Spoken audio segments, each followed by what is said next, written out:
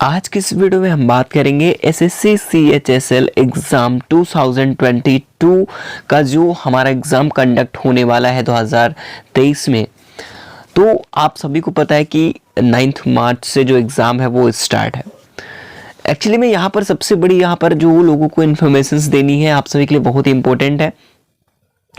साथ ही साथ आपको पता है कि CHSL टीयर 1 का एडमिट कार्ड जो है आउट हो चुका है। आप लोग स्टेटस देख पाएंगे, एडमिट कार्ड जो है डाउनलोड कर पाएंगे बिल्कुल।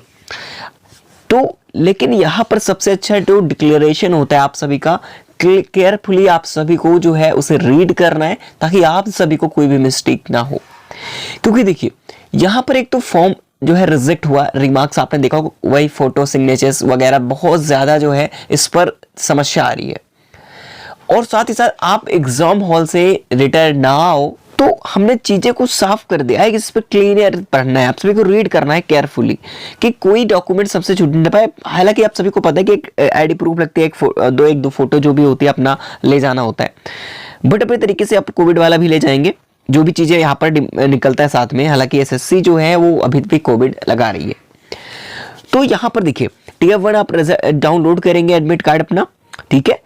और साथ ही साथ आज के इस वीडियो में हम बात करेंगे कि आप सभी के लिए टीयर 1 एंड टीयर 2 के लिए बेस्ट स्ट्रेटेजी क्या होनी चाहिए कि आप सभी फाइनल सिलेक्शन तक पहुंच सको। क्योंकि देखिए यहाँ पर हमें बहुत ज्यादा इसको हवा नहीं बनाना है, ठीक है।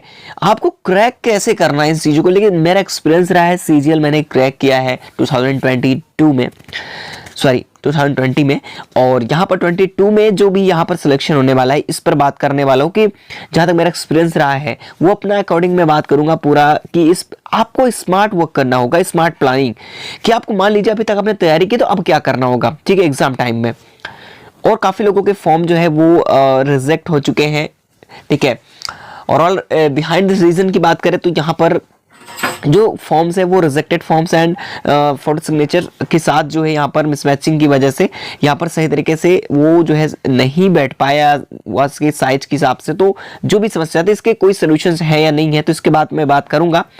तो देखिए इसके लिए क्या सोल्यूशन है वो भी बात करेंगे। सर्वप्रथम आप सभी को मैं बताना चाहता हूँ कि अब हमें स्ट्रेटेजी प्लान कैसे करना होगा। तो देखिए आप सभी को इतना पता है कि यहाँ पर आप सभी को टीयर 1 में आप सभी को एनालिसिस आप सभी को नहीं किया है और आप सभी को अच्छी तरीके से भी पता है कि यहाँ पर इंग्लिश लैंग्वेज 25 मार्क्स 50 मार्क्स यहाँ पर 25 क्वेश्चन 50 मार्क्स के हैं। जनरल इंटेलिजेंस, ठीक है, तो क्वांटिटी एप्टीट्यूड्स यहाँ पर, ठीक है, और जनरल अवेयरनेस। तो यहाँ पर देखिए प्लान कैसे करना है। यहाँ पर देखिए तो इंग्लिश एंड यहाँ पर देखिए रीजन क्या है, इस बार आप सभी को पता है कि ये क्वालिफाइंग है। तो मींस क्वालिफाइंग मींस आप सभी को यहाँ पर अगर देखना चाहते हैं तो थोड़ा सा आप लोग ध्यान देंगे इस पर। यहाँ पर दिया है कि मोड ऑफ सिलेक्शन की बात करते हैं तो टीयर 1 एंड मॉड्यूल सेक्शन यहाँ पर एग्जामिनेशन फॉलोज एज। यहाँ पर दिया कि यूआर में 30% मार्क्स एंड जो यहाँ पर ओबीसीडब्ल्यू से 25% marks and all other categories 20% marks यहाँ पर लाना है। आप काफी लोग सोचेंगे सर क्या हम इतने परसेंट ला रहे हैं तो हम क्वालिफाई होंगे टीयर 2 के लिए।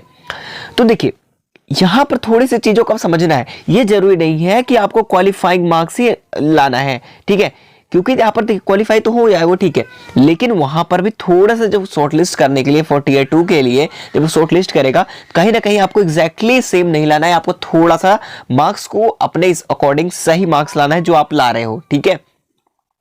तो जरूरी नहीं कि हमने 20% या 30% 25% मार्क्स कर लिया है तो बस हमारा क्वालिफाई हो चुका है, बिल्कुल नहीं। देखो यहाँ पर आप सभी को टारगेट और अधिक करना है, ठीक है। 20% है, अगर आपको मान लीजिए कि 30% अगर आपका यूआर में दिया है तो आपको 35% मान के चलना है अपने टारगेट को लेकर के। जितना हो सके उतना ज्यादा आप मान के चल सकते हैं, बट मिनिमम की बात कर रहा तो 35% आपको टारगेट लेकर के चलना है टीयर 1 के, ठीक है, क्लियर। भले ही क्वालिफाइंग है लेकिन यहाँ पर अब मेन प्लान कहां पर है। देखिए आपने सोचा कि यहाँ पर देख लिया कि भाई ठीक है टीयर 1 तो हो जाएगा भाई, क्वालिफाइंग है। देखो आप सभी को ऐसा लगता है लेकिन कुछ ज्यादा चेंज नहीं है, सेम पैटर्न पे है, कोई ज्यादा चेंजेस नहीं है, बस क्वालिफाइंग है। तो जरूरी नहीं कि भाई आप सभी का सिलेक्शन यानी कि टीयर 2 के लिए आप सभी को मिला देगा, हाँ थोड़ा सा मौका मिल सकता है। तो यहाँ पर बहुत ध्यान समझिए, तो यहाँ पर ज्यादा मेहनत करने की जरूरत नहीं, यहाँ पर आपको स्मार्ट वर्क करने की जरूरत है। अब यहाँ पर स्मार्ट वर्क करने की जरूरत है। अब आप सभी को जो पूरी मेहनत करनी है वो टीयर 2 को लेकर के, यहाँ पर आप लोग बिल्कुल भी परेशान मत हो, अभी बताऊंगा कि इसमें कितने क्वेश्चंस आप अटेम्प्ट करोगे, बिल्कुल आप सिलेक्शन ले सकते हो। देखिए चलिए मैं बता ही देता हूँ, फिर टीयर 2 की बात करूंगा, क्योंकि इस वीडियो में पूरा मैं शेड्यूल बताने वाला हूँ आज का, अपना एक्सपीरियंस खुद का।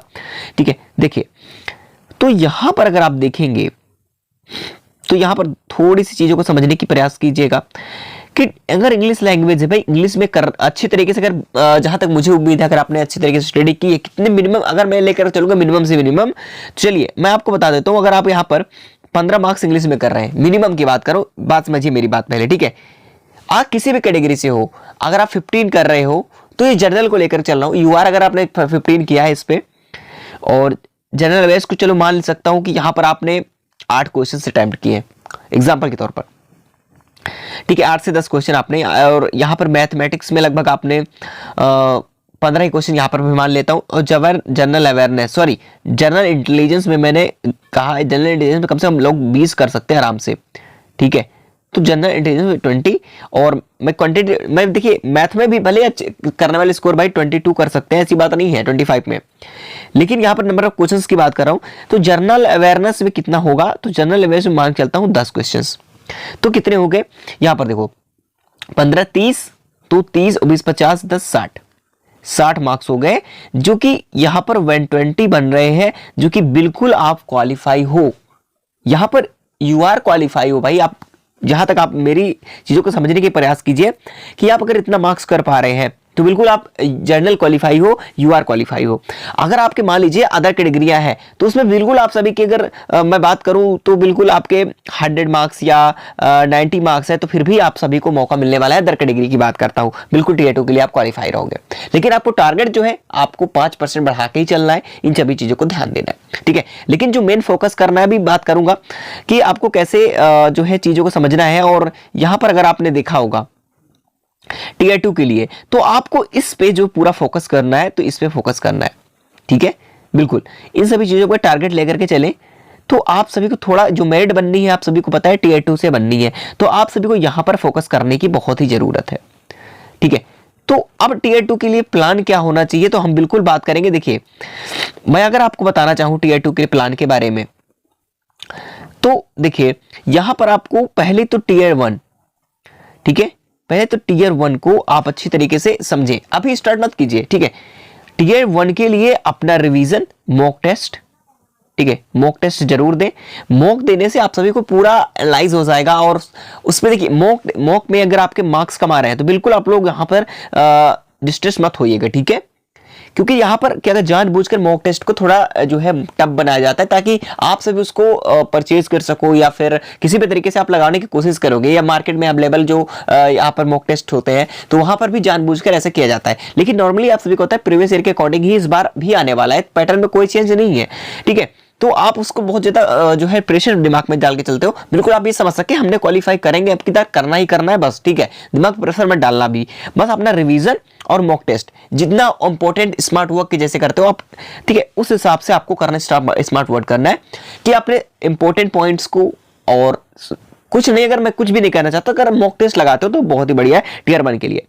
अब जैसे ही आप एग्जाम देकर के आते हो और आपको जो है अपना रोमार्क्स लगता है कि हमारा रोमार्क्स इतना है, तो आप बिल्कुल जो मैं जरूर बताऊंगा, कितना मैंने बता भी दिया, और जैसे एग्जाम आपका स्टार्ट होगा मैं रिवीव करूंगा, तो उसमें आप सभी को क्या प्लानिंग करनी है वो चीजें आपको समझना पड़ेगा, ठीक है। लेकिन आप टीयर 1 के लिए जैसे ही आप एग्जाम दे के आते हो, अगर आपको लगता है कि हमारे मार्क्स अच्छे हैं, तो आप टीयर 2 की एग्जाम की तैयारी बिल्कुल स्टार्ट कर दीजिएगा, ठीक है, क्योंकि इस पर बहुत ज्यादा फोकस करने की जरूरत है, इसी पे सब कुछ मेरिट बननी है। बाकी नेक्स्ट प्लान मैं बताऊंगा टीयर 2 के लिए स्पेशली, बाकी आप सभी को समझ में आ चुका होगा बिल्कुल आप सभी को, और बिल्कुल परेशान नहीं होना है, और मैं आपके बिल्कुल सटीक एनालिसिस करूंगा आप सभी के साथ, मैं खूब आप सभी को खुद गाइड करूंगा, बिल्कुल आप लोगों को टेंशन नहीं लेनी। बट टीयर 1 के लिए पहले आप एग्जाम दे के आओ, ठीक है।